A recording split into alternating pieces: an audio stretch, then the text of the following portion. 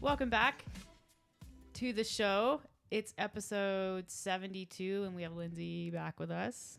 The last one was so good. We had you back. We wanted to have you back, and also wanted to correct our mistakes with the recording. So I think we've got everybody plugged in. Alex, say hello. Hello. No, No, I'm actually here today. yeah, you're actually on the podcast, so no more dubbing over. This one should be much better. Anyways. So, Lynsey, tell me something. Lynsey liked my last podcast. I did, yeah. I came over and Alex was like, should we take it down? And I was like, no, it's great. It's like relatable. And then I shared an embarrassing story that I could relate to her sister, and I think she felt better about it. Yes, tell the audience. So when I was younger, I was similar to Evan in that I didn't want to miss out on anything. Like I couldn't take the 30 seconds to go to the washroom and go pee. So I would like often pee my pants because I would, sure enough, like someone would say something funny and I wouldn't be able to hold it. And then I would just be in a conundrum of how to deal with my wet pants. So Would you was it like a full pee? not always. Yeah, just like a partial pee. Ouch. It's kind of like speeding. It's like you want to get there really fast, so you speed, Yeah. but then you end up losing more time when you get caught and you got stopped by a police Yeah. officer. So you're like, well, 'Cause this now I- ticket is So now taking instead of forever. like getting there a minute faster, you lose 30 minutes Yeah. because you have to change your pants. Yeah. What was the how old were you the last time that you peed in your, I'm not talking like, oops, because like sometimes, We've it's all like done we all that do this that. past Like, few a little months. bit. Yeah. But like last legitimate pee in your pants, how old were you? Yeah, I honestly don't know, but I could confidently estimate like 12. Yeah. It's like- I remember the last time that I peed in my pants, and I'll tell you when that was. It was when I was 13. Yeah. Like legit. And Yeah. I used to I would take the bus home from school if I didn't have like a sport or something. And so it's kind of a long bus ride because I'm from the middle of nowhere, and our driveway is like probably 200 meters long, maybe longer. And I had to pee so bad. And I remember like I got off the bus and my sister was behind me, and I just started like sprinting towards the house, and I didn't make it. I was like 50, like probably no. You know what? I did make it, and then we used to never lock our door. Like it would just And it was like our locked. side door. I would just open it. It was fine. And for whatever reason that day, my dad had locked the door, and so I would go open it. It didn't open, and then it was just like I peed, and like full bladder pee in my pants. Age 13. That was the last time. Yeah, So that's a good one. yeah, it happens. I have a pee story. Okay. It's not about me though. All right. It was Never about you. It was submitted anonymously by my friend to me when it had happened. So we were in university, and it was the first year, like our freshman year. And so that was back when like initiation was still a thing, but like it wasn't too extreme for the ski team. So we went out camping. It's not like hazing. No, it was Okay. just like you did a couple like drinking games, and like all the freshmen kind of were the ones who got the most drunk. But anyways, Classic. she had her own tent, and the first night got so drunk, peed her pants. Because that does happen Yeah, when to you people drink. who get really drunk. It has never happened to me, thankfully. So anyways, the next morning she woke up, or like whatever day it was, like, or whatever time it was in the morning, woke up, had like pee pants. And so she had to tell somebody, and we had a friend who we both knew from skiing with them before. They were a senior, the girl. So, and I don't want to say any names. So the girl who peed her pants borrowed a pair of pants from the senior to wear for the day because she couldn't wear Pee the pants. pants that she had peed in. Didn't have an extra pair. The next night, so that night we went whitewater. That day after the first night, we went whitewater rafting. Yep. I was so hungover that it was one of the worst days of my life. So then I was like, I gotta go home. So a few of us left and went home. Some of them stayed to camp. The girl who had peed her pants the first night stayed to camp the second night, got really drunk, peed in the fresh pants. No, someone else's pants. And then the only pants she had available to her to drive home in a car full of 5 people Were the dry pee pants. pee pants. Gross. And I don't think we were like best friends. She didn't tell me the story until like a year later. She was like, it was mortifying. I bet people in the car were just like, Tough one. smells kind of weird in here. And you know what? She's a doctor now. Well, so bless it. That's a really good life experience. So yeah, That's a good one. We're just normalizing pee stories. It's okay. Only cool kids pee their pants. It's that from from Billy Madison. Only cool kids pee their pants. Such a great movie. Yeah. when you put up that podcast, I was so nervous after recording it. I was like, I really put myself out there and kind of didn't even want it to go up. And then, so when you publish something to be on the podcast, Yeah. you have to give it like an hour to an hour. Sometimes it goes up like immediately and sometimes it takes 2 hours. Yeah. No idea why. So I'm like watching for it to be up. And it's taking it's like 3 hours now. And it's like, I'm checking every minute thinking, I don't know how this stuff works. I'm thinking the people at Apple Podcast have listened to it and thought this is so inappropriate that we can't allow this to be on podcasts. So finally it got uploaded and it was the repeat of yours from the IBS one. Yeah. So I guess maybe it took so long because it was like a duplicate. So then I came upstairs and Meredith was napping and I woke her up immediately to fix the problem. And it went up and everyone loved it. And yeah. That was such a manic day because we weren't It even really supposed was. to record it that day. And then she's like, I want to record it now. I And have I was something like, to say. okay. So let me I guess I'm not working. I'll pack that up, go do it. And then right after she's like, should we take it down? I was like, no, I'm not. I stopped what I was doing to do this. It is up forever. I don't wanna hear finished about it. typing and I was like, period. Print, hot off the press, let's go do this. It's like, okay. There we go. Anyway, Oh, that's so good. but we're here to talk about something much more serious. We are. today. It's like serious faces. We're going to talk about set point theory, settling point theory, whatever. There's about 5 different names for the same kind of phenomenon, which is something that I get asked about sometimes. I did a deep dive about a year and a half ago. Lynsey has sort of done a more renewed deep dive into it. And I'm just here for color. Alex is here for color.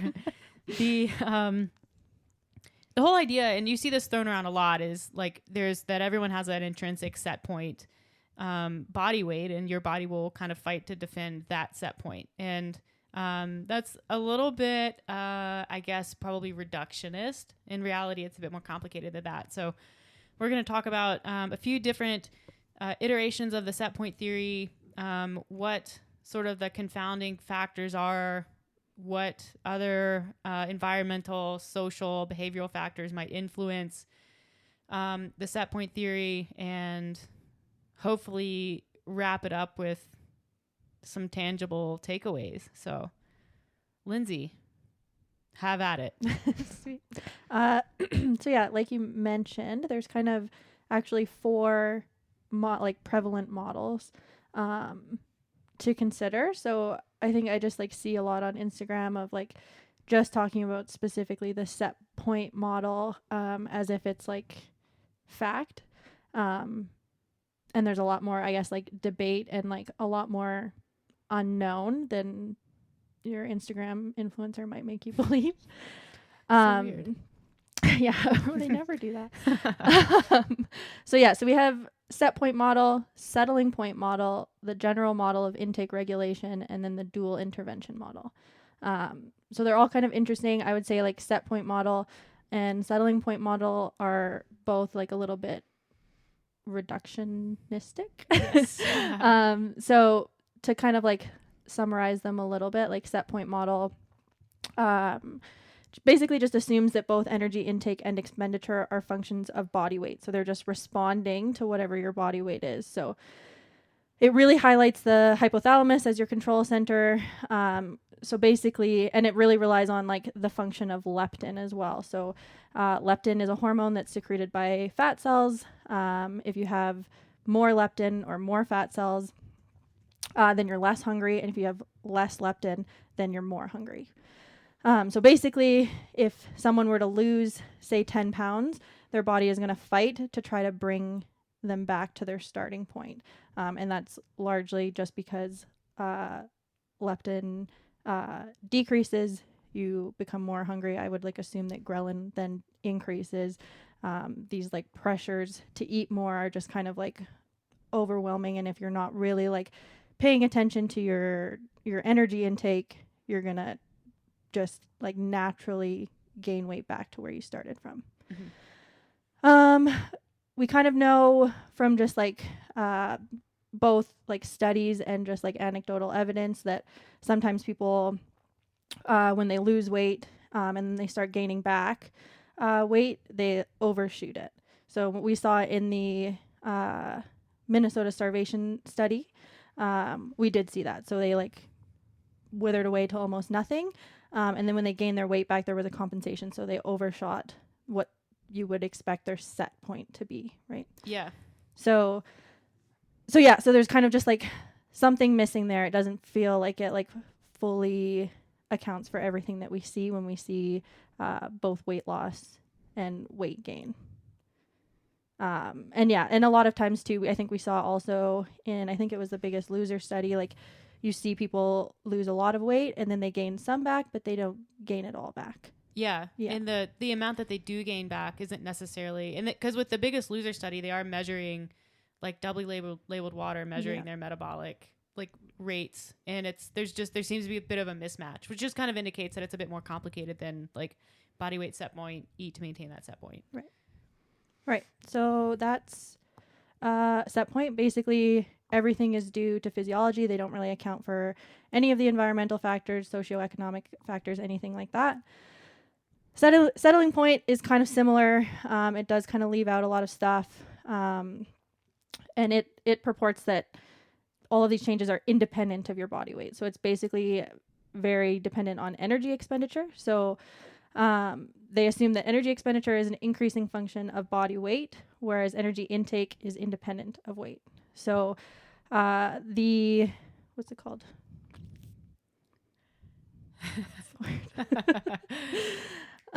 Elephant. The pistachio. Analogy for that would be like a reservoir, like a water reservoir. So it rains, so that's your intake. It increases, so then more water flows out, and it's basically just regulated like that. So right, that makes a lot of sense. Yeah, so that's kind of like a good visual. And elephants drink out of those. Okay, water. So it was related.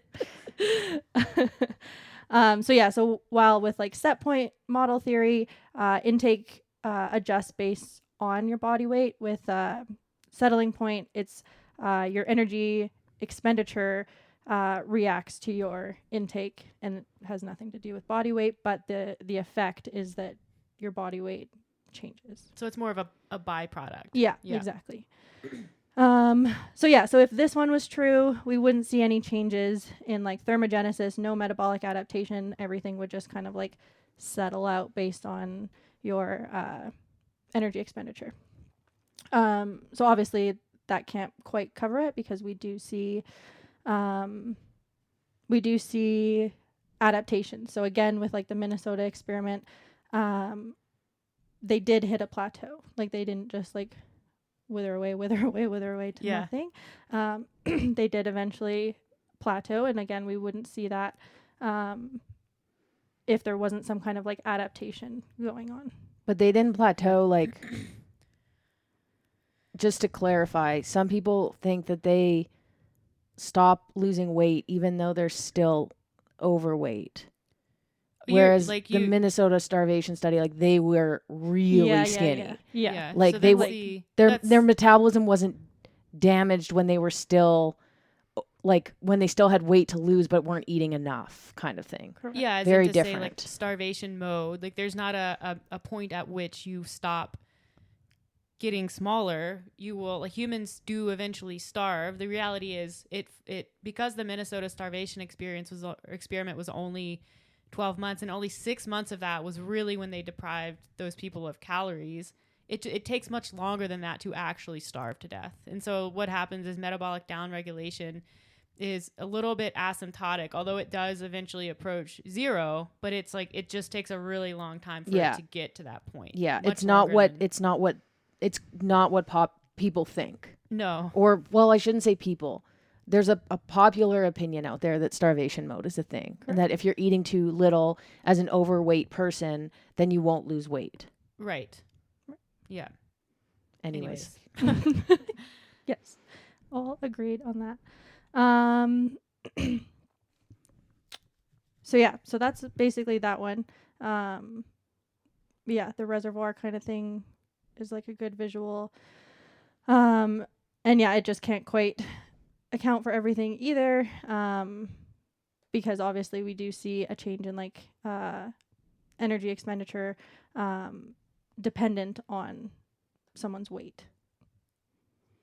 Okay, and then the third one, the general model of intake regulation, very long name, can't always remember it. It gets like super nuanced. So this one kind of combines the concepts of negative feedback that we talked about in the set point model, and then it has uncompensated factors, which would be kind of accounted for in the settling point model. So what it says is that we have uncompensated factors, which are primarily environmental, and then we have compensated factors, which are primarily physiological. And both of these factors are affected by our genetics. So something like leptin would be compensated. So again, when we have more fat mass or more fat cells, we have more leptin. As fat cells decrease, we have less leptin. So our body is kind of compensating or reacting to those changes. And that's because leptin is produced in the fat cell. Yeah, well, yeah, is released from the fat cell. Yeah. And then environment, that it acts on us, on our physiology and on our it affects our expenditure and our weight and everything, but obviously our intake doesn't actually affect the environment at all. So this one gets super kind of into the weeds, and basically like it can be boiled down to like everyone is different and everyone responds differently. But in reading the research, some of it was really interesting in that like we have obviously our physiology determines how big like our stomach is, but our genetics will influence when we start eating, at like what point of hunger do we start eating. And I thought that was interesting because I'll have like clients that like will say to me, I cannot handle being hungry, like period. Yeah. Like I know. So then you have to come up with all of these hacks. But like, I mean, the reality is if like your goal is weight loss, you're probably going to feel a little bit hungry sometimes, like in order for it to work. So that was interesting. And then another part that was interesting when talking about these effects were the number of people that you eat with affects how much that you'll eat. So, and it like increases linearly with like number of people.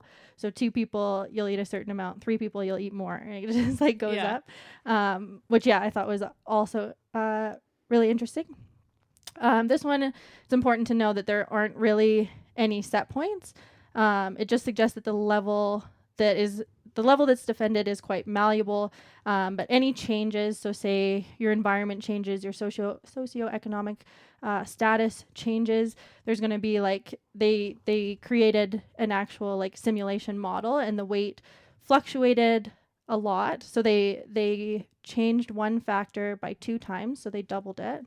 And the weight like fluctuated up and down a bunch, and then it kind of settled at 7%. This was like, I guess, like a negative effect of this environmental factor, and it settled at a 7% greater body weight. And then that new body weight was maintained as long as no other changes occurred. So kind of interesting, but also a little bit like into the weeds. And I don't know what you guys think just from my kind of explanation of it, but I just think it's a little bit like, well, yeah, of course. Like everyone's different. Everyone's response a little bit different. Settling points are going to. And everyone's environment is different and changing. I learned some when I was in psychology or studying psychology in university that if you eat with somebody who is skinny and who's eating a lot, then you will be more likely to eat more. If you're eating with somebody who is overweight, you will be more likely to eat less. Okay. That's interesting. Yeah. I will admit I haven't been like I was going to do a post on that, and I tried to do some research, and I was struggling to find anything that like supported it, Yeah. but I didn't dig that deep. Well, there's probably But- like that's one correlation. I mean, obviously the group size is another really important correlation, and then there's all this research on how, like, I mean, there's all this bickering that about what causes obesity, but there is a distinct and like very positive, very tight correlation between the increase in portion sizes, at least in the U.S. Like even look at a fast food chain like McDonald's or Hardee's 50 years ago. Like look at the portion sizes then and compare them to now, and that's just one restaurant chain. The same increases have been observed like across really every variety of restaurant, and that correlates strongly with obesity. So there's all this research that it's I can't remember the name of the theory. Basically, like if you put a plate down in front of someone, they're gonna eat what's on the plate, probably.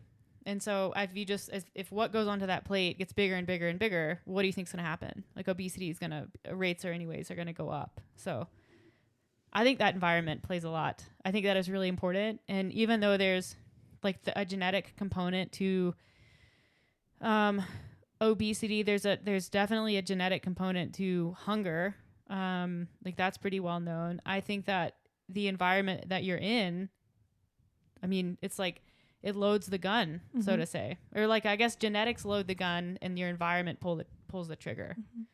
So even when you're dealt a genetic hand that's not as optimal, doesn't necessarily mean that there's no hope. Yeah. Yeah, and you see it, even just like the way that cities are set up, like grocery stores in like lower income areas of cities are like harder to get to. Yeah.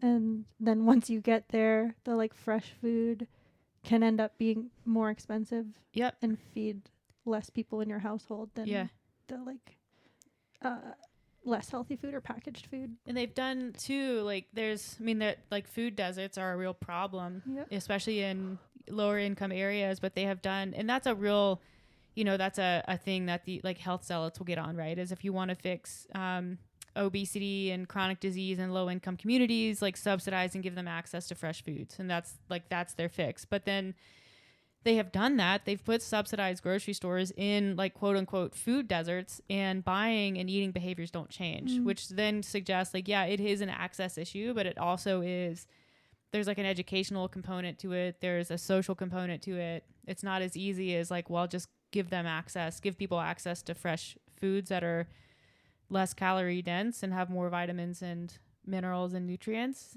That doesn't, like, access alone doesn't fix the problem. It's super complicated. Yeah, it is. And I don't even know if like education, maybe enough education is the answer, but it's so like systemic, and it's so much like how you grow up eating and like how your like palate and like taste for things like develops. Like there's that whole show on TLC, I don't know if you guys have seen it, where like they're trying to get this girl to eat broccoli, and she is literally gagging trying to like really taste it because she just thinks vegetables are like that disgusting. That's obviously extreme, but just like, yeah, like the way that you grow up eating is going to have a huge effect, and it's going to take like motivation and desire to change that. And so then like, how do you create that in people? Yeah. That's tough.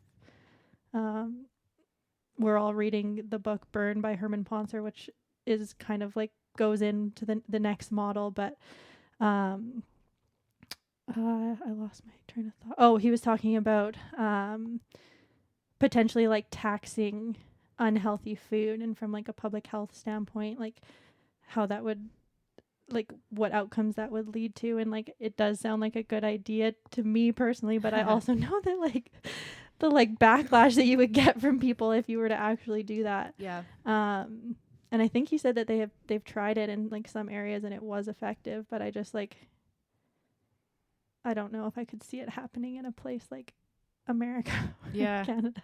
I mean, Europe definitely has some stronger regulations on their I know like their soda, like there's limitations on how much, like you can't buy 2 liters of soda in a lot of European locations. They have like just their food access is quite a bit different. Like but also even cereal, you're like, what kind of variety is this? It's like grape nuts. Where are the frosted flakes? Yeah. There's just more regulation there. And like even okay, I'll say rice cakes there. They don't have flavored rice cakes. Oh, really? They have like plain. Yeah. And I'm like, where am I? What kind of world are you living in here? Yeah, but that's like it's different. If you do that in the US, I think it would just come with all kinds of pushback. But Yeah. I mean I remember like early on in the pandemic, or not early on, when vaccines had just come out and the US and everywhere was trying to figure out or get creative with how do we convince people to get this vaccine. And I remember Krispy Kreme came out and said, we'll give a free donut to anyone who has proof that they got the vaccine that day. Like, get the vaccine, go get a donut.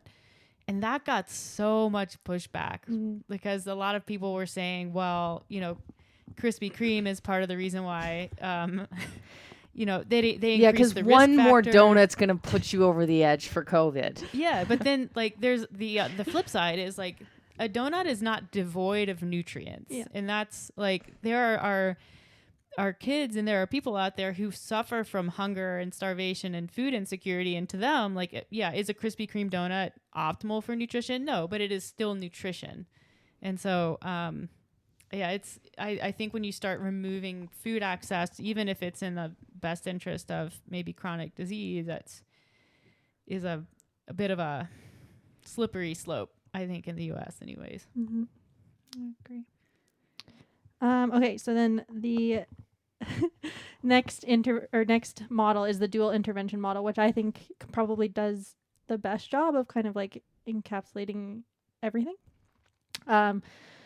So with it, we have like a lower intervention level and then an upper intervention level, and in between, he calls it the zone of indifference. And basically, your weight can kind of fluctuate within that zone. So say, for me, if I were to put myself in there, it would probably be between like 140 and 147, and I can like drift within that weight or those weights. And there's not really like any strong feedback mechanisms like one way or the other to like make me heavier or lighter than that. And I seem to just like naturally fluctuate between those two weights. And I'm not sure if that's kind of like similar to you guys. I think like it can be like tighter than that. Like a lot of people will just like stay closer to that. But anyways, he says when you drift below, leptin becomes more of a player, which we kind of already discussed when we talked about set point. So when you get when you lose a lot more weight, that pressure from leptin is there. When you go higher, there's other physiological pressures. So things like nutrient absorption and stuff. So you would absorb less nutrients and just kind of discard of more to kind of like keep your weight lower. So you could have potentially like varying settling points within that range of indifference. And so his explanation for why we have, why like the general population is getting more obese is that there are also these environmental pressures. And so at the top level, the environmental pressure of predation is no longer there. So I think a lot of people have probably heard of the thrifty gene hypothesis, which is basically like my ancestors were Scottish potato farmers, and so my genes are made for like withstanding famine, and so that's why I can't lose weight type thing. And so that would be like selecting for those genes because at some point they were advantageous for evolution. So he's saying that's not quite it. He thinks it's more of like a genetic drift situation. And so genetic drift is when there's a change in the frequency of an existing gene variant in a population that's more due to random chance. And so in this case, it's not so random, but the effect or the pressure of predation has now been removed. So there's nothing kind of like selecting for those people that have like an appropriate amount of body fat. So now it's drifting in a way where like you're seeing this allele of like this propensity to obesity or to gaining more fat just becoming more prevalent and increasing in occurrence in our population in general. And that's generation to generation. Yeah. Yeah. Yeah. So yeah, that's not just like within like person to person. So you're saying like the predation thing, there's essentially, you can boil that down to like there aren't predators who are getting these people Yeah. who can't run away Yeah. Because basically. because they're They're too too large. big. Yeah. Yeah. So they can just like thrive in our society. Yeah, and I think it's kind of important, and I know like I've talked about this before. There's I've read something, and I wish I could remember the study or the author, but basically there's a genetic, like the genetic predisposition to like to seek out food, to be a person who just has a high drive to go seek out food. That's like from an evolutionary standpoint a great trait, because it makes them less susceptible to famine and starvation when food scarcity is a thing. But obviously, like you put that specific set of genes in a environment where like uncontrolled eating is a possibility, and you can just see how that, like if someone who has a high food drive has access to like any kind of food that they want, well now that set of genetics that were once very beneficial now less beneficial, at least in our modern world. Right. And then on the flip side, other individuals have been like lucky and have now hit the mutation lottery, as he calls it. And they can still regulate their weight and their adiposity because their upper intervention point hasn't really moved, again, from generation to generation. But for others, their intervention point has now drifted upwards and upwards. Yeah. And that's why we're seeing a higher prevalence. An intervention point would be the point at which your body kicks in mechanisms to upregulate or downregulate. Yeah, exactly. And yeah, you can see that with just like sympathetic drive. So that's more just like fidgeting and blinking and heart rate and all of the breathing rate and all of those things. So your body can up and down regulate on either end of those intervention lines to kind of bring you back into that area. So yeah. Yeah. So I think they're all just like really interesting to think about and like try to rationalize why we see these like phenomenons with like weight, body weight, and like sticking points or settling points or whatever you want to call them, and how we've gotten to this point as a like society with like the amount of like overweightness or obesity in society. So I think the reason that I wanted to talk about it or just kind of go over all four of them was just to kind of explain that there are several different models and it's not just one, and we're not 100% sure exactly how all of these, how body weight and body weight like maintenance works. And yeah, I personally think that like the dual intervention model makes a lot of sense, but it's not without limitations as well. Yeah. Yeah. I think like anecdotally, when you work in nutrition and you specifically work with people, I think like and we probably all have developed the opinion that like while there are genetic factors at play, I personally think that the environmental factors are the stronger, like that has a bigger impact to people's like day-to-day experience than genetics. Mm-hmm. That's not to say genetics don't matter, because they definitely do, but the propensity to overeat or like regulate appetite, I think if you like just take someone who has a high like a high drive to seek out food, just someone who's an eater, which I know plenty of people who are like that. If you give them access to, and this has been done in research, they've studied this. If you give them access to whole unprocessed foods, like for example potatoes, they've done the potato study, and that was to disprove the insulin model for obesity. But if you give people access to potatoes, which are like actually a fairly well-rounded carbohydrate, like pretty good if you're going to eat one thing, a potato is not the worst. They regulate, even people who have a high hunger drive regulate their eating, because like there's some palate habituation. You can only eat so many potatoes in a day, and they're pretty damn filling. And satiety index is like super high too, right? Yeah, but you remove the water content and the fiber and add some fat and sugar and just make it super tasty, and like now people will just naturally eat more of those foods. Yeah. So it's food availability, it's exposure, it's diet. I think diet pattern overall is super important. Like, as people, there are probably people who have a high drive to eat in like hunter-gatherer tribes, like the Hadza, which is, I think, Herman Pontzer's preferred. Like, that's who he studies the most. Mm-hmm. But they just, like, they have to work really hard to get their food, number one. So they're on their feet, hunting, gathering, because they are one of the few, like, actual true hunter-gatherer tribes that still exist. So there's a lot of effort that goes into getting food. And then when they do get food, they have to work to prepare it, clean it, eat it. And it's still only, like, even then, like, it's only going through maybe one level of processing, which is, like, literally cooking it. Yeah, So, they don't have a deep fryer. Yeah. I don't know when the last time you guys ate a baked potato, but like I had one 2 weekends ago and I was trying to eat it and I'm like, okay, this is impossible. And then I slathered some like butter on and I was like, No better. yeah. It was like all of a sudden the potato, it was just so much easier to eat. Yeah. And it, at first I was like, this potato is humongous. And then all of a sudden I put butter on it and it was gone. Yeah. And it's just amazing how much like fat contributes. Like we talked about this last week about like carb loading, just eating like plain carbs is so much volume, So but hard. it's so easy to eat 3,000 calories if you're allowed to eat fat and carbs. Yeah.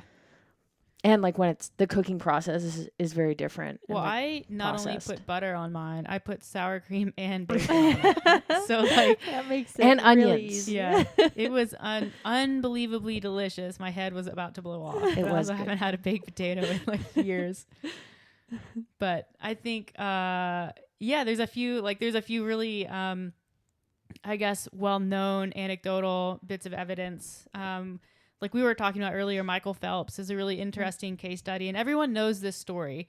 He reported way back that he used to eat like 10,000 or 12,000 calories a day. Yeah. And has since, like, I guess they looked into that and they found out that he was over-reporting his intake a little bit because, like, even Michael Phelps is bad at reporting intake. So don't pretend like So you're good at don't log your reporting. food at the end of your day. Yeah, it's like such an easy concept. all those clients were like, oh, it's in my log now. Yeah, I- I'll go put it in now. Don't. Just don't. Just leave it blank. have someone's clients like, oh, I just did it. You can go look now. I'm like, No, I'm good. I have better things to do. You had one job. And I always play with like, what's the nicest way to tell them that it doesn't matter I know. anymore? Yeah. Just like, hey, here's a link to this study. Yeah. Please read. Your error here is likely to be about 43%. I think I read in that burn book, 29% Mhm. is the average amount. You underestimate by 29%. And then you overestimate activity by like 40 to 50%. Yeah. Yeah. Yeah. But anyway, so Not me, though. Michael Phelps, yeah, he reported super high. And even when they adjusted it down to like 8,000 or whatever he was actually eating, that is an incredible amount of food to eat in one day. Mhm. Like I used to swim. I have no idea how the dude actually swam. Like you'd have to eat all And day. you're not supposed to swim after eating. So you can imagine the timing issues Sorry, there. coach. I need another. It's only been 15 minutes. I need another 15 minutes. But that's, I think, a really interesting example. And then more recently, the Swedish, is he Swedish? The speed skater who during the Olympics, I mean, he just like destroyed the like long course events. And then right after released his training and eating, I think his name's Nils Vanderpool, maybe. I don't know. That sounds Dutch, but I think he's Swedish. Anyways, he might be Dutch. He's Norwegian, but he released his training and eating, and it looks really similar to Phelps, although Yeah. his calories are lower than Phelps initially reported, like more in the 8,000 calories per day range. But he would be a more recent example of how this works, and like their training volumes through the roof. But 8,000 is like significant, and so like you said, that kind of gets into Pontzer's sort of constrained energy model of like energy consumption, which just says like there's a point at which your body's just going to be like, no, Mhm. like you can keep eating, But we're but just no. gonna send it through. Yeah. we're good, thank you. So yeah, so what Herman said about Phelps was just that like he would have been at like the highest end of like human ability to absorb nutrients, but not like superhuman, not like impossible, just like he's maxed out the human genetic potential to absorb nutrients to put towards his energy expenditure. But yeah, basically that he couldn't have been eating 12,000 calories. Yeah. So what happens when so to talk about Pontzer's theory, when someone like Phelps, and like there's a big difference between Michael Phelps eating 8,000 calories a day and someone who's super sedentary eating, 4, 5, 6,000 calories a day and putting on body fat. But what happens like when someone is overeating to that extent, like where does it go? Mm-hmm. Like it's clearly on him. It's not going to body fat, but like, why is that? Like what happens in the human body? Like I think what's observed in I'm gonna say normal people, and that is people who are not necessarily like very overweight, not elite athletes. We're not talking about Michael Phelps, but it's probably happening a little bit to him. Like when you're eating in a surplus, like number one, even though Phelps is absorbing a lot, he's absorbing less than he like probably could if he ate. Like the ratio of nutrients, I guess, that he's absorbing to what he's eating is lower. Mm-hmm. So like when you eat more, you absorb less of what you eat. You poop more, straight up, more if it's just going through. You fidget, move around more, so you're just naturally more active. The energy it takes to digest all of that food. Right, the thermic effect of food goes up. And that's not insignificant. No. That's pretty significant. Like what is that percent-wise usually? Like 5? It's like 5%? Yeah, depending on like how high your protein specifically would be. But yeah, I'm not sure. So 8,000 calories a day. You're spending hundreds of calories a day just digesting that food. So that goes up. Like fidgeting goes up. Metabolic processes just upregulate. So you're just burning more energy. Even if you're not an athlete, you're burning more energy than if you were to eat less. So yeah, my question about Phelps is why not eat less? Yeah, I mean, his life could have been so much easier. We talk about that with CrossFitters because we've seen this like push for just like eat at with these high level elite athletes. And I look at that, I'm like, that looks miserable to have to just eat so much. And I'm not talking like, I have some clients who eat a lot, they're active, they're on their feet all day, but then there are elite athletes who are eating like exorbitant amount of food. And it's like, at what point are you like going over and above the needs? Like diminishing returns. Like, exactly. Yeah. It's like, just because you can eat more doesn't mean you're actually getting more out of that much food. Yeah. I don't know. And that's it. I think it's just a difference in theories. Like there's the theory that like it's linear, like activity, especially like physical activity, increases caloric need. And then there's more of there's the constrained energy model. So like Pontzer's, which like there are people who have poked holes in that theory. Like that's fine. The reality is probably some mixture of the two. But like the other thing that happens with athletes, and this is why I tend more towards the constrained model, at least with athletes. Like I don't necessarily think you need to be eating your face off to be elite in, especially in CrossFit, which is it's not endurance. You're not on a bike. You're not doing an Ironman. You're not expending energy for 12 hours a day. But also when you like very high level athletes other metabolic systems become more efficient, and they've measured this. And so that also supports Pontzer's theory that when you eat a lot and you train a lot and you exercise and you're super active, and this is what he observed in the Hadza tribes, they're just more efficient at doing other things. They spend less energy during the day when they're doing nothing, or they're doing like more mundane, like lower intensity tasks. So you can't consider like daily activity as like one block and then exercise as another block, because when you exercise more, the daily activity block is just going to get a little bit smaller. Does it get proportionally smaller? No, but it doesn't. It's probably not linear. Yeah, that makes a lot of sense. Does it? Because I felt like I was just... No, it did. Yeah. I think that kind of like... Sorry, go ahead. Oh, sorry. I was going to change the subject. Ish. I was just going to say that kind of like lends to his idea that like exercise, well, just like the fact, I guess, that exercise doesn't actually do anything for weight loss except for in like the very short term at the beginning. Yeah. And that's because your body just kind of like adjusts to it. It becomes your new normal. Yeah. Which I recommended the book to a client, and she read it super fast, and she was basically just like So that was really depressing to read. And I was like, I'm sorry. I was like, sorry. She was like, so exercise doesn't do anything. And I was like, Like, no, did you finish the book? yeah. It's not that it doesn't do anything. And it is really good for weight loss weight loss maintenance. Yes. It's just not going to help you lose weight. And it's It really might- good for a lot of other things. Yeah, it's like good for your health. Heart. Like cardiovascular health is important. Muscle mass is important. It does provide like a small buffer for like daily, if you overeat by 100, 150, 200 calories in a day, like it provides a buffer for that, but it's not particularly good at like creating the deficit, which I think is his point. And he notes in there too that like people try to keep it kind of a secret because that is like the response. People are like, oh, so exercise is useless. Well, no, it'll help you live longer and have a better life. Yeah, I don't care about that. I just want to You just want to be smaller. Yeah. So it's like, okay, maybe we shouldn't tell people this. Yeah, and like when the fitness industry needs that narrative out there because that sells fitness programs. Mhm. The fact that like do this fitness program, you'll lose weight. When really like do this fitness program, it's going to make you really hungry, so you're going to make sure you got a good nutrition plan going with it. Yeah. Yeah. Which is a tough sell. So I understand why It might nobody's shouting this from the rooftops. Yeah.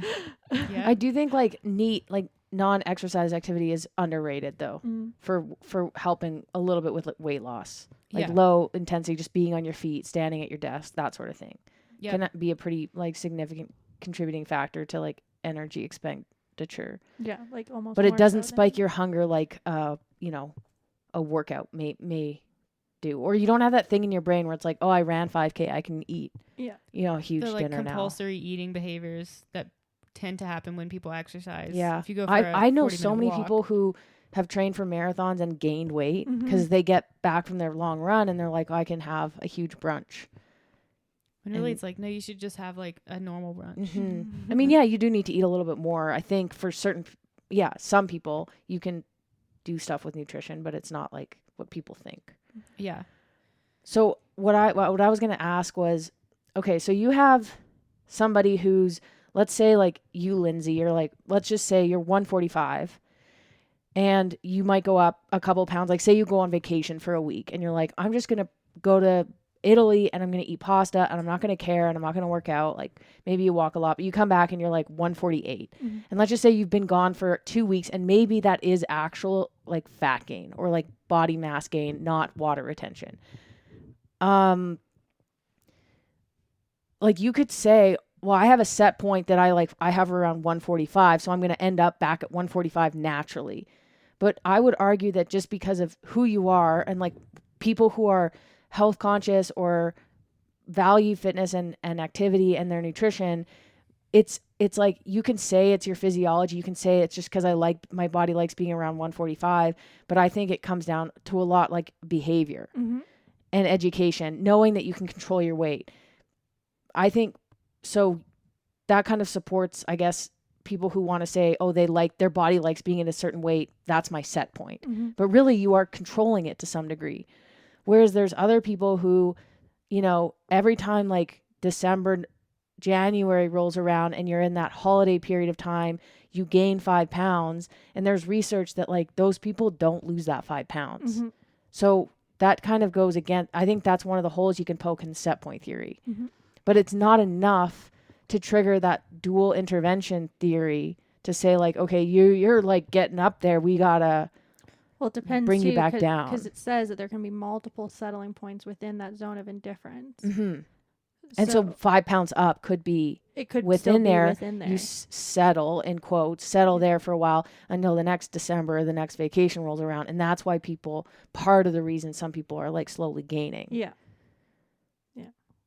Yeah. I also think, sorry, this is my last idea. Habits, like I think habits and the way that people's lifestyles are so ingrained, it's really hard to change habits. I mean, we know this. And habits have a pretty big impact on your body weight. So like in order to change your body, like there's so many things underlying your body weight. There's almost like, you could almost say there's a set point of habits.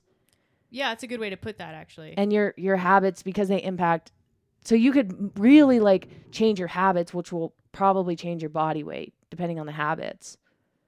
I don't know. It just kind of goes to the fact that there's a lot of different factors. Mm-hmm. Yeah, I think the nuance in that conversation about the like going on holiday, gaining 3 pounds, probably a lot of people don't lose it, and so that's you do see the like the scale creep over time, and that like I think the statistic is most people actually only gain 1 pound over Christmas. I think I've heard that or over the Christmas holiday, which is like, oh, that's not very much. But imagine you do that every single year, and then also you take summer holidays, and so you do the same thing. So in 10 years, you've gained 20 pounds, which is, people are like, I don't know what happened. Nothing's changed. Yeah. And like, do people, because I think people also stop working out. They stop like a lot of things. And how long does it take them to get back, like you said, to get back to that set point of habits of like working out regularly and stuff? Like, I think a lot of times it takes people multiple months past that because they fall back into the habit of not doing it. So then it's not actually just those 2 weeks. It's that you allowed your deviation from your habits to continue for a longer period of time. Yeah. So the effect of that is probably more profound than the actual initial gain anyways. I think it kind of reminds me, I mean, obviously the post we did on metabolism, how your metabolism doesn't actually change that much, but you know, we did that post and then we had to do another post to say like, well, we left out some context here. Like while hormones don't actually necessarily like change your metabolism, like going through menopause doesn't change your metabolism. It changes your habits because you don't sleep as well. You feel bad. Like even if you exercise the same amount every single day, your intensity might be way down. Yeah. And that's going to have an impact. Like there are so many factors. I think the environmental factors cannot be appreciated enough in these circumstances. Yeah, it certainly can't be understated. But the nuance there is like someone I think who does have good habits, I can gain 1 pound, 2 pounds on holiday, and I can come back and like aware that what I did for a week or 2 weeks when I was, you know, traveling or away, not typical of like my normal behavior, and I can compensate for that period of time for another like maybe an equivalent period of time. But it's not like in my head, it's not that thing where like, oh, I was bad, so now I have to be extra good. Like it's like just kind of more of a slow oscillation of behaviors and habits. And I know that I have some flexibility when I'm on holiday because I also have really good core foundational habits. And I know like what dials to turn slightly, very slightly, to get back to where I feel best and I perform best and all that stuff. And it's not in my head. It's not because I want to look a certain way or, you know, I have to atone for bad behavior. But I think a lot of people do go there. And so now they just perpetuates the cycle of like over, way under, and that yo-yo cycle, which maybe is like initially only a couple times a year, starts to create this pattern of behavior where now it's once a month and now it's weekly. And now they like people do that on the weekends and they atone during the weekdays. And now they feel like shit because they have absolutely no consistency across a long enough period of time. And also they're not actually offsetting or doing a great job of offsetting caloric surplus. So the like scale is still going up. That's a really frustrating situation. It's a fine line. And you see this all the time on Instagram. Enjoy the cookie or go on vacation, enjoy yourself. Like you're on vacation, don't track, you know? And I'm all for that. But at the same time, I do see, I have read studies where it's like, you see the creep and you see that you know, those drinks, what do you call the eggnog drinks in December can have an impact on your body weight in 10 years if you do that every year. So it's like you want someone to enjoy it, but there also needs to be like, but you also need to be, and I hate the words on track, but you have to get back on track. But again, but without it being like, that cycle of like good, bad. Yeah. Cause I was going to say like, there was 1 year, it hasn't happened the last 2 years, but there was 1 year where like the eggnog drinks came out. I was like, I'm just going to put eggnog in my coffee because I enjoy it. I gained 5 pounds in the course of like, while it was available. I just have like you just like in like nighttime in the fridge just drinking the egg. Basically. And like, I was like putting it in my oatmeal. I was putting it in my coffee and I was like watching it happen. Like I check my weight pretty frequently just to like see, and I was just like not that concerned because like all of my underlying everything else was the same. I was still tracking macros. I wasn't tracking the eggnog. I was just like letting it happen. So then the eggnog, I removed the eggnog and my weight went right back down to 140 because everything else was the same. And I think that's what happens is that other things fall apart. It's not Mm-hmm. just that you're like having an extra cookie or extra like treat or whatever during the holidays. It's that like things start to fall apart and it continues for longer than you actually think it did. Yeah. Yeah. The other interesting thing, and this is going to be a change of topic from the behavior stuff, which we can get back to because I think that's the best way to wrap it up. I'm wondering if at any point in the research that you read, there's any mention of like epigenetic factors, because that's something that like I also go down rabbit holes reading about sometimes, because there are like variations that can occur like within a generation. So like single nucleotide variations that occur in obese people. Like you're literally the way that you live your life and your environment and what you expose yourself to can change like your genetics. And sometimes that stops with the person, like it doesn't get passed on, but also sometimes like it does. Like there are like transgenerational epigenetic inheritance that like the way your grandfather ate can affect your and I was genetics, exactly and your physiology. Yeah. So there's a couple. I was trying to find this example, and I found it. And so there's a few really famous, and like this is to say, like the ones that are famous, the instances of this only are because they occur to such a large population of people. It's really easy to observe. So one of the most famous ones is from the Dutch famine of 1944 to 1945. So they called this the Dutch hunger winter. So the offspring born during the famine were smaller than those born the year before of the famine. The effects of this famine on development lasted up to 2 generations. And so what they found is the offspring born during the famine were found to have an increased risk of glucose intolerance in adulthood. So then they identified differential DNA methylation that was found in adults, like the female offsprings who had been exposed to famine in utero. And that was passed down the germline. And so they like, as obviously we've sequenced the human genome, and so they kind of have an idea of what gene this is. But that's one example. There was an over-calic study that also correlated BMI in males to like higher BMI in males born to fathers who began smoking early in life, but not daughters. And so there's also like sex differences. Mm-hmm. So there's also like, that's just kind of to say like our environment now, like what we have access to, like number one, the industrial revolution and the agricultural revolution, like our population just boomed. And so like famine is just more of an issue than it was when we were living in caves. Less of an issue. Yeah. Because, less of an issue. Yeah. So there's that. Then there's also like smoking and drinking and eating, which obviously like that has effects on. It's really fun. It's so fun. But that's gonna, and like we are just starting to kind of learn about the effects because we just sequenced the human genome like 15 years ago. Yeah. And so we don't even know, we don't have all the information, but like there's definitely some shit going on. And like the effect, like the multi-generational effect is, I think, sort of unknown. And so that's just, I guess, to say, I'm not trying to be a downer here, but the genetic impact, like it is significant. The epigenetic impact is significant. But again, like the environment that you expose yourself to is sort of the key still. I just think genetics is really fun. Me too. Yeah. Is that your degree? My minor, yeah. So yeah, same. I took a lot of that. I took a lot of genetic courses, and I tutored genetics through university. Yeah. I guess they've been doing research in mice for decades on like these like epigenetics, but they just weren't sure the extent to which it was occurring in humans. Although mice are actually a pretty good human model, and you can. Yeah, and I don't want to get into it. Exactly.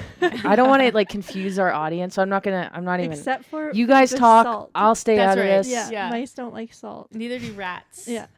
So it might be rats, but yeah. I think it's both. So feeding studies, if you're testing salt, it's not gonna work. It doesn't work for rats. Yeah.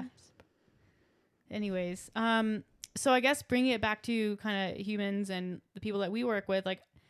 I definitely experience people when they come with a goal of weight loss. And like, again, this is not to say that everyone comes with a goal of weight loss or even needs to be bothered with weight loss, but some people do have that goal. And that's kind of the cornerstone of this conversation. they are seemingly doing a lot of things right and struggling with the weight loss itself. So there's either a extreme delay in weight change, or sometimes it doesn't happen without what seems to be a disproportionately large push in the other direction. So I'm wondering, have you seen that? And then how do you think that like sort of real life scenarios play into whatever version of set point, settling point, dual intervention model like you believe in personally? Yeah, I feel like a lot of times you see like, again, those like behavioral things, like you can see, well, I don't know, when you see it, I'm thinking of this in real time here. I'm thinking of like people who have been like successful with weight loss, and you do tend to hit this like point. It usually ends up being about 5 pounds away from their goal weight, where it's like, oh, now things are harder. Yeah. Like you're doing everything that you were doing to lose that initial 15 pounds or whatever. And now your body is definitely fighting. And it's going to get like exponentially more difficult for you to now lose those last 5 pounds, because your body doesn't seem to want to. And yeah, so that would probably be due to like some of that like adaptation. So again, looking at like the dual intervention model, you're probably getting closer or past the lower intervention line. Yeah. And so yeah, so then that's when you start feeling those like physiological pressures to like push you back into the zone of indifference. Yeah. That's how I like could conceptualize it, and that's why I think that that model makes the most sense to me. Yeah.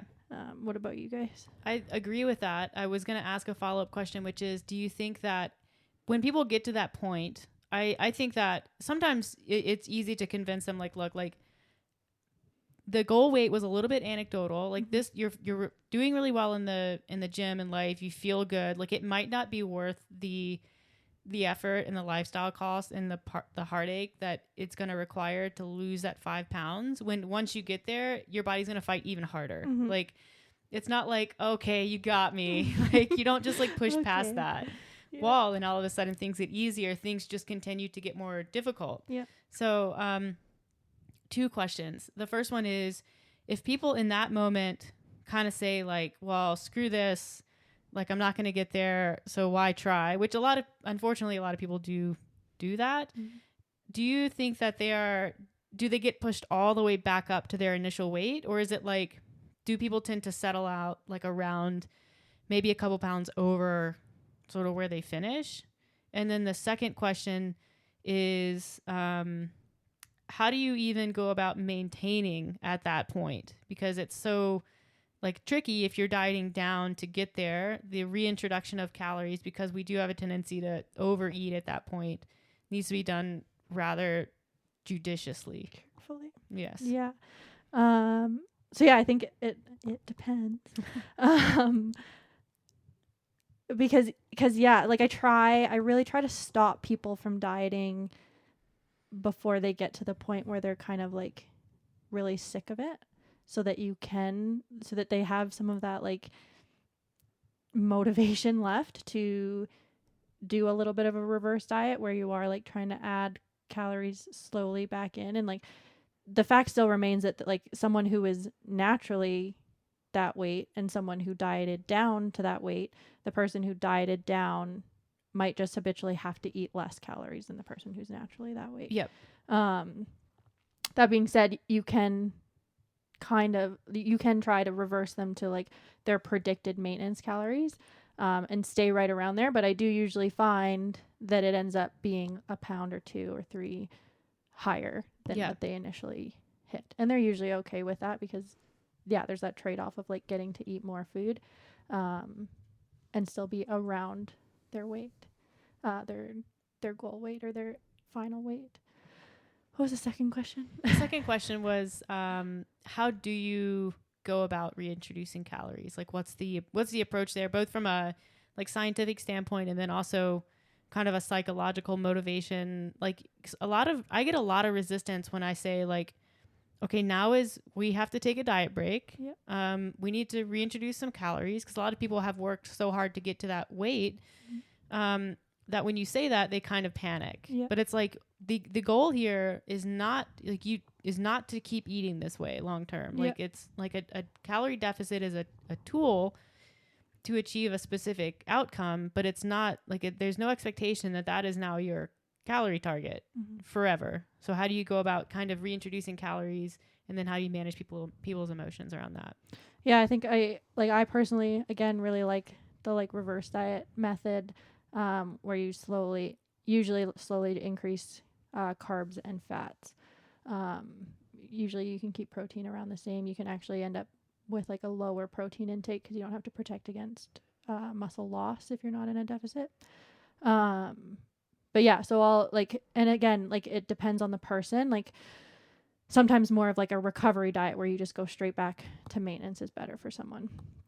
That does usually come with like a faster weight gain, which people usually don't like, but the reverse diet comes with more like a higher need for adherence, and your hunger spikes up in like a reverse diet. You start giving it a little bit more food, and it's like, okay, great. And it starts like rev something up. Yeah. And so then people find that like hunger is even worse because you get those like adaptations during the diet phase where you like maybe don't feel hunger as much, and then you start adding food back in and the hunger goes up.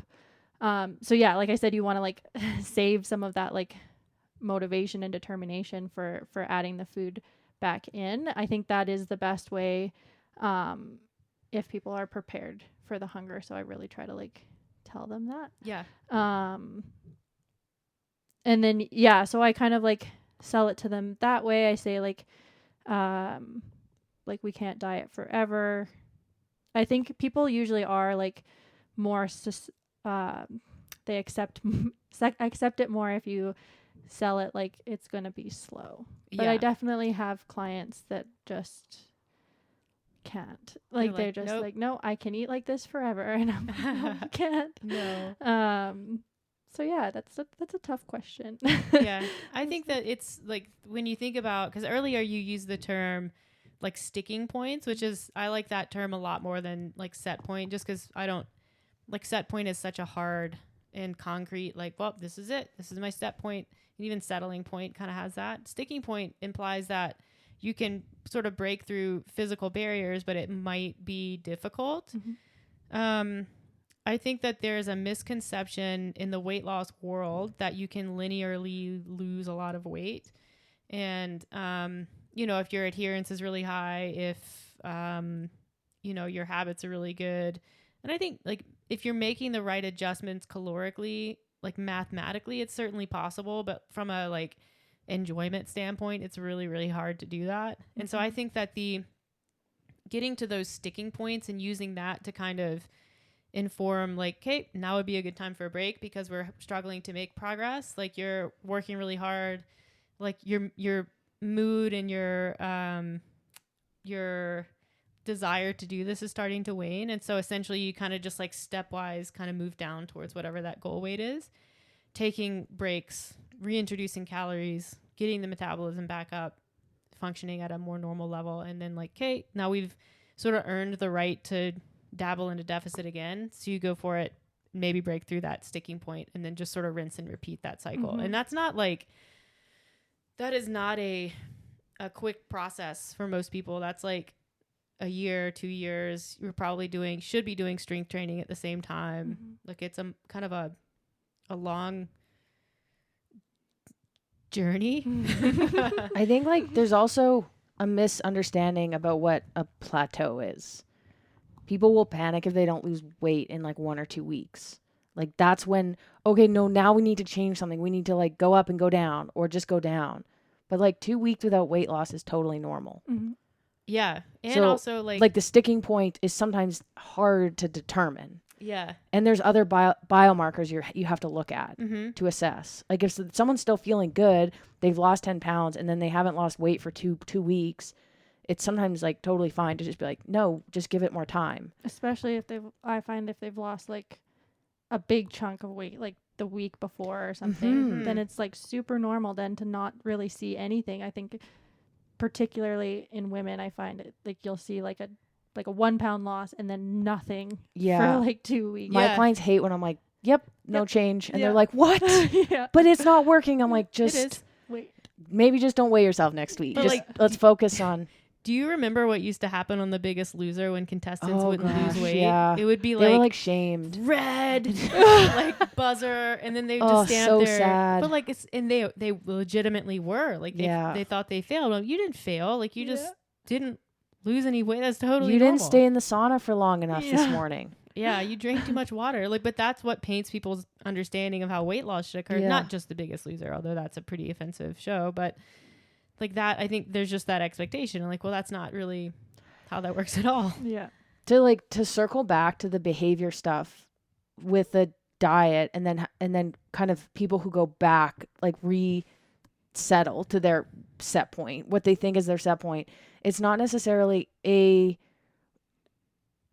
that they have a set point. It's that they've been on what they consider to be this diet. Their behavior has changed for a specific period of time. So the diet isn't like less food, it's their behaviors. And so when they don't necessarily like reverse diet back to a maintenance. They go back to all the same stuff they were doing before that led them to that point of needing to diet. Mm-hmm. So that's again, that kind of goes to, well, a lot of different things, but I would say underlying behavior is the takeaway. Mm-hmm. Yep. It's Creating. But people will say, lifestyle. "Oh, it's my physiology," and I'm Yeah. like, I guess to some degree it could be, but also that's the point. That's the reason why like what you're doing now needs to be sustainable Mm-hmm. for the long term. Yeah, I think it's tough to like parse out because you want like the good the habits and the working out and choosing the healthy food and stuff like that to be something that you do indefinitely. But the like amount of food, the dieting part, it can be helpful to look at as like short term. Yeah. Because like you don't have to eat this little for this long. Yeah. But you should along the way be establishing like good habits with like food quality and stuff like that that's going to carry you through forever, so that you can maintain that weight loss when you start increasing calories again. Yeah. It's more scalable, Mm. I guess, up and down. Versus getting on these like plans where it's like eat this bar at this time and then this shake at this time. It's and like, then are you going to do that forever? Yeah. Yeah. So. And I have this guy who, he sort of struggled he doesn't communicate particularly well. So, that's a problem, but he struggles to implement really any habits, exercise, like his logging is a mess. If he does it, he's very difficult. I'm like, what are you doing? And he's just very difficult to get a hold of. He doesn't listen to the podcast, so it's fine.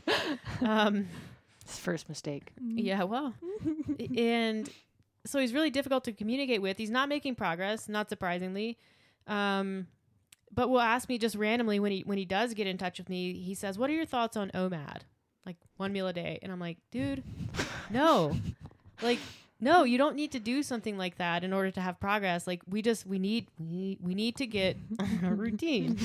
But it's like people, I think, they're like, well, I can't do normal shit, so I'm just going to do this weird shit. Mm-hmm. So because at least that will work. And his justification was like, according to my math, 1 pound of fat has 3,500. Well, that's not your math. That's just the According to math. my math. Yeah.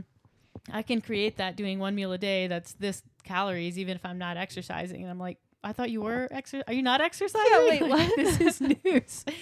But it's just all over the place. There's like a complete lack of control, which makes it does make nutrition really hard because from a scientific standpoint, if we're manipulating calories and expecting a result, we need everything else to be at least somewhat controlled. Like if we're treating them as variables or as controls. And then the nutrition is the variable. But it's problematic when there's a lot of expectation of change and there's just zero control or effort to control anything. That was me venting. I had a plan only come through this morning, and I was looking at the intake form, and I'm like, okay, I'll just start working on this now. So I read through the form, and basically this is somebody who wants to lose, like a healthy individual, healthy weight, wants to lose 10 pounds.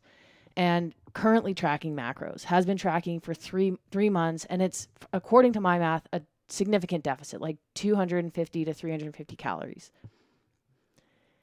but is not losing weight. And so then I go down, and we've recently added into our intake form, how compliant were you? What was your compliance like on these It's my calories? favorite question in the intake It's so form. good. It was And such it's a like good addition. 5. And I'm like, this is frustrating because No, I'm going to give her this plan, which is going to contain the exact same calories that she's on. And it's like, make And that a basically 10. just be like, yeah, that this is the Stick to change you it. need to. Yeah. And then, the response was, well, how did you feel? Was good on the weekdays, was bad on the, like, not bad. She said I struggled on the weekends. So I'm like, well, this isn't a nutrition problem. This is Habits problem. It is. It's like, what are you doing on the weekends? So, I mean, I'll probably ask her what the biggest struggle was and see if I can help her with that. But I mean, the macros are totally fine. Mm-hmm. It's tricky. Yeah, I'm like, I don't have a silver bullet for you. Yeah. You are the silver bullet. Yeah. Mm-hmm. You are your own silver bullet. That is tough because like in that situation, would you maybe just try to like put her at less of a deficit and Yeah, and see if she can See if adhere to it, adherence or helps you give better. them. I would maybe consider. I mean, I like to talk with people before I do the one-time plan, just to make sure that they're comfortable with the plan. But like maybe you could do a lower calorie set Monday to Friday, and then have a higher calorie set on the weekends. With some people like that, I don't even have them hit macros on the weekends. I'm like, just track calories and shoot for something that's like closer to maintenance, and then you could create the deficit on the weekdays. But then again, you have to figure out what the actual issue is on the weekends. Yeah. It's there's People are so many. tricky. They really Yeah. are. The plan Super. onlys are tricky. Yeah. When they come in and it's like, well, there's no ongoing conversation here. Like, You need a coach. you do. Sometimes I do want to say like, hey, Just a blank like sheet. You we should could probably do definitely help coaching. with this, but some people that's the financial Yep. thing. So you want to make sure you can help them as much as you can, but it's not easy with those plans sometimes. So, All right, let's make this actionable for people listening, or tangible, or like, what's the take home here? I think if someone is, if they adhere to set point theory and they kind of like, they believe that, like, what's the take home message? I think, basically, yeah, I would say like, if you're adhering to that in the sense that like, you think that the body weight that you're at is like a set point and you can't lose weight, like if you're in that kind of camp, that to maybe take a look at more of like your behavioral habits, and see if there's anything, like an honest look at those and see if there's anything that can be improved there. There probably are sticking points, and so you do have to kind of weigh the pros and cons if you're already at a healthy body weight of going lower. Precision Nutrition has a really nice infographic called The Cost of Getting Lean. Oh, I've seen that one. Yeah. that's a great, That can be really helpful for people, and kind of, just like sets it up nicely outside of like a set point or anything. It's like, the behaviors that you have to adopt into your life consistently in order to be that lean. And of course there are outliers, like there are people who can just naturally maintain a really lean physique with less effort, but I think it does a good job of like explaining it for like most people. Yeah. I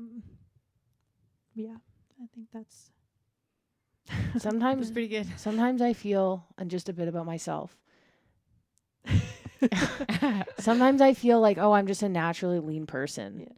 But then after learning more about generally nutrition and habits and like some of the theories, I don't necessarily think that's the case. I think I actually work really hard to stay lean. It just doesn't seem like work to me because it's just the life that I live. Yeah, and I think like the impact of how long you've been an athlete. Like Mike makes a funny joke. One of our coaches, he because like women specifically will come into the gym and be like, I want to look like that girl. And he'll be like, great, I'll put you on a 6-year plan. You're going to work out 6 days a week. You're going to do doubles. You're going to track your macros. And then people are like, oh, she looks like a man anyways. Yeah. I don't want to look like her. Basically. So you know what? Sorry, go ahead. keep going. No. What really grinds my gears is like, oh, look at how fit she is. I wish I was that young. Yeah. And I'm like, well, young doesn't have anything to do with it. I looked less fit when I was young. Look at what she's doing. Yeah. Yeah. Don't take away how hard she works because she's 30. I've had women say that one of my clients who had has celiac disease say that her weight loss success was due to that. Like, oh yeah, I could lose that weight if I had celiac as well. I'm like, What? That is psychotic. Oh man.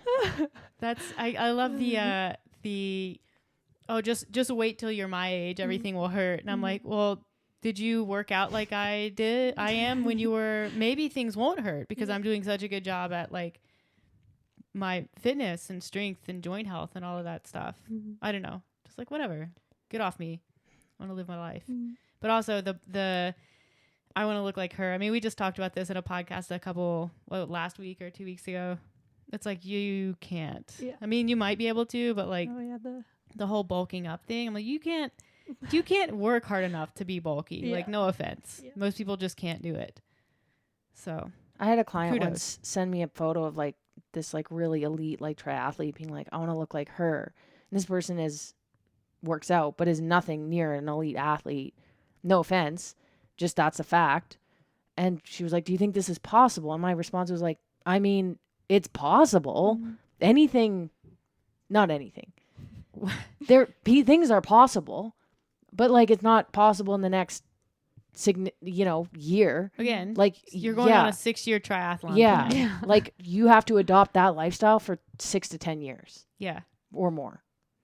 So yeah, I mean, it's possible, but like you And better you still buckle might up. not look because you don't Yeah, have her genetics. exact- Yeah, you're gonna Exactly. look like you at that Yeah. leanness or whatever. It's even when I was really good at CrossFit, like when I was beating you all the time, just like thumping you, just like so good Okay, at CrossFit. that is never no. Like lifting more, running faster, all of that stuff. You remember? Okay. I didn't look anything like you. Like if you put us like side by side, you'd be like, oh, that girl's way fitter because you're just like leaner. Like you have more lean body mass. You just like your muscles look different on your bones. Wow, still kicking your ass. Okay. Anyways, yeah, I think I mean, we value different things. I only have 4 ab muscles. That's Okay. all. That's the best I'll do ever. But I think the important takeaway is it's tempting to adhere to these kind of like schools of thoughts and these doctrines and get really dogmatic with nutrition and in fitness and just like belief systems. And that's just kind of our culture. But the reality is it's a lot more complicated than that usually, especially with regards to anything with weight loss is multifaceted, and it's going to have there is the genetic component, there's the behavioral component, there's the environmental component, there's like socioeconomic, there's what you do for work, like are you a single parent, there's all these things that play a role in it. And there are people that have plenty of success that you would look at their situation and think like, holy shit, how does this person do it? And they just do it because they have figured out what the limitations of their situation is, like what the constraints of their life are. And they work around those. I think when people aren't willing to look and be realistic and understand what their constraints are, and then how can I maximize my potential given my situation, then that's kind of when they run into to problems. So, yeah. I think the ultimate takeaway is Don't take we away should from just do my a takeaway. whole podcast of takeaways. The ultimate takeaway is like you are in control, at least to some degree. Yeah. You're not at the whim of just a number. No. Like it's not like no effort is going to change anything. I think that's the ultimate takeaway. Unless Lynsey, you have another takeaway. A second And takeaway. what you think To might that. be a set point might just be a sticking point. Yeah. Sticky. A sticky point. Cool. Well, I enjoyed this. Yeah. We went down many rabbit holes. Yeah, a lot of tangents there, but it was good. I love tangent-y podcasts. So yeah, thanks for coming on again. Yeah, thanks for We'll make having me this more regular. But Yeah, and then for those of you listening, if you want to, we're going to put something up, a voter box where you submit whether you like having Lynsey on the podcast or if you don't. Lynsey, and yes or then no? It will all be anonymous, so no judgment, but we will see your name. But yeah, thanks for listening, and we'll catch you on the next one. Bye.